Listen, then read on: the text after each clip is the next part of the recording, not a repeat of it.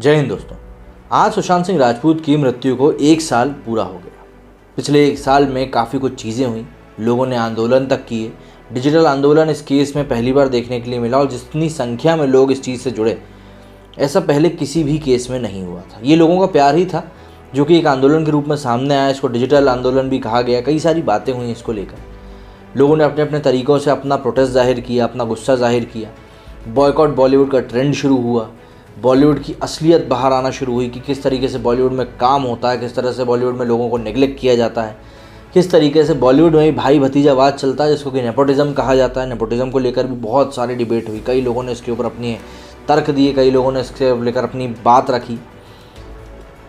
जितने बड़े नाम इस केस में शामिल हुए हैं बॉलीवुड से, उतने बड़े नाम किसी और केस में अभी तक शामिल हुए नहीं। एक कलेक्टिव वे में बता रहा हूँ मैं, सिर्फ एक ही केस में कई सारे नाम जुड़े।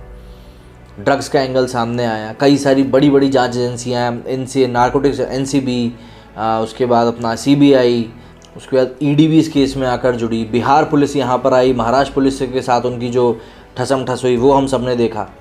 इस केस में राजनीति होने के भी आरोप लगे कि किस तरीके से राजनीति इस केस में इन्वॉल्व हो गई और उसके बाद चीज़ें एक के बाद एक बिगड़ती हुई चली गई और फिर उसके बाद चीज़ें संभल पाई ही नहीं।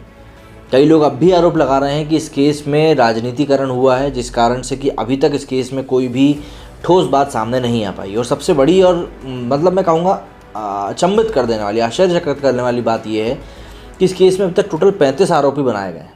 रिया चक्रवर्ती के नाम को इस केस से हटा दें तो और कोई भी बड़ा नाम इसमें शामिल नहीं है। और सबसे बड़ी बात यह है कि अभी तक किसी के भी खिलाफ कोई भी ठोस सबूत नहीं मिलने के कारण कोई भी आरोपित बन नहीं पाया कि भाई साबित हो गया कि यही आरोपी था। एनसीबी इसमें ड्रग्स एंगल से जांच कर रही है। जब ड्रग्स एंगल से जांच शुरू हुई तो और भी कई सारे सितारों के नाम आए। अर्जुन रामपाल से पूछताछ हुई, दीपिका पादुकोण से हुई, रकुल प्रीत से हुई, श्रद्धा कपूर से, सारा अली खान से। तो ये बड़े नाम हैं जिनसे पूछताछ हुई। और मतलब थोड़ा बहुत बिल्कुल मतलब आप इसको एक बेचने वाली श्रेणी में जो आता है ना अमाउंट, वो अमाउंट आप नहीं कह सकते। लेकिन हाँ, ड्रग्स की बरामदगी भी हुई कई जगह से। भारती सिंह को भी लपेटे में लिया गया था इसी चीज़ को लेकर। तो बॉलीवुड में किस प्रकार से नशा व्याप्त है पूरी तरीके से, ये बातें भी बाहर आना शुरू हुई। लेकिन उसके बाद भी केस में अभी तक कोई बड़ी बात सामने नहीं है। अच्छा, एक भी दिन ऐसा नहीं गया ट्विटर पे कि लोगों ने प्रोटेस्ट ना किया हो इन चीज़ों को लेकर, लोगों ने अपनी बातें ना बताई हों। लगभग डेली ट्विटर के ऊपर सुशांत को लेकर कोई ना कोई ट्रेंड चल रहा था। सुशांत के आसपास जिन लोगों की मृत्यु हुई उन लोगों के बारे में भी ट्रेंड चले। लेकिन उसके बाद भी कोई बड़ा स्टेटमेंट नहीं आया किसी एजेंसी की तरफ से, कोई बड़ा खुलासा नहीं हुआ जिससे कि लोगों को संतोष पहुंच सके कि चलिए ठीक है, इस केस में ये प्रोग्रेस हुई। अब प्रोग्रेस रिपोर्ट ना बताने का या कोई बड़ी प्रोग्रेस ना होने का क्या कारण हो सकता है? भाई लगातार पब्लिक आपसे अपील कर रही है कि आप जो भी कुछ फाइंडिंग है आप बताइए, लेकिन उसके बाद भी कोई कुछ बताने के लिए राज़ी नहीं है। अब ऐसे में लोगों को क्या लगने लगता है कि भाई कोई तो एजेंसी है या कोई तो ऐसा है जो कि इस केस को डिले कर रहा है, जानबूझ के डिले करवा रहा है, जानबूझ के चीज़ों को बाहर आने से रोक रहा है। ये बातें लाजमी तौर पर लोगों के दिमाग में आती हैं। कोई ऐसा नहीं है कि मतलब कोई रॉकेट साइंस है इसमें। ये लाजमी सी बात है। अगर कोई इंसान कोई चीज़ चाहता है और उसको बार बार बताया जाता है कि नहीं, उस बारे में हम कोई बात नहीं करेंगे, तो जाहिर तौर पर बात होती है कि भाई उसको लेकर लोगों के दिमाग ख़राब होते ही। भाई सीधी सी बात ये होता ही। कोर्ट की तरफ से कई सारे ऑर्डर्स हुए, फटकार लगी जांच एजेंसियों को, मुंबई की पुलिस के ऊपर उंगली उठाई गई, वहाँ की सरकार के ऊपर तक उंगली उठ गई। इतना बड़ा केस था, मीडिया ने भी इसको अपने तरीके से दिखाना शुरू किया। हालांकि मीडिया इस केस से आई थिंक 1 महीने बाद जुड़ा था। उसके बाद भी रिपब्लिक भारत को हम छोड़ दे तो कोई ऐसा न्यूज़ चैनल नहीं था जिसने कि निष्पक्ष होकर इसके बारे में बात करी हो। रिया चक्रवर्ती का तो इंटरव्यू ही कर लिया गया था आज तक पे। राजदीप सरदेसाई ने इंटरव्यू किया था। बहुत बड़े पत्रकार हैं भाई साहब, बहुत अच्छा बोलते हैं लोग उनके बारे में। तो उन्होंने रिया चक्रवर्ती का इंटरव्यू कर लिया था। वो इंटरव्यू कम था बल्कि एक मैं कहूँगा इमेज को वाइट वॉश करने वाला एक खेल ज़्यादा था। बहरहाल जो भी हुआ, सबको अपना अपना हक की बात कहने का हक है। तो रिया चक्रवर्ती ने भी अपनी बात सबके सामने रखी।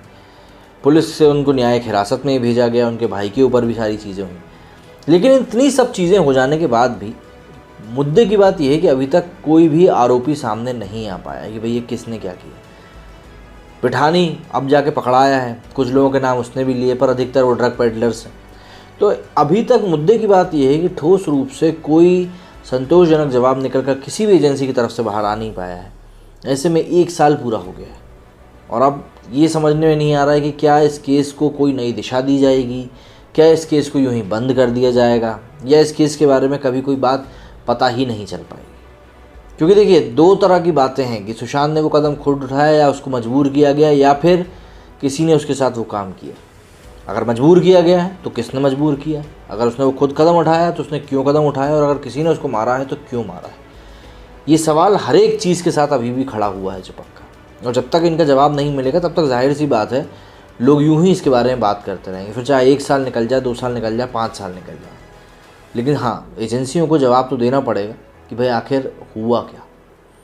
अब देखते हैं जैसे 1 साल निकल गया और क्या बातें अब कुछ निकल के आती भी हैं या नहीं, या यूं ही चीज़ें चलती रहेंगी। क्यों, लेकिन हाँ, ये बातें उठना बंद नहीं होंगी, बातें तो चलती रहेंगी। मेरे इस वीडियो में फिलहाल इतना ही। जय हिंद, जय भारत।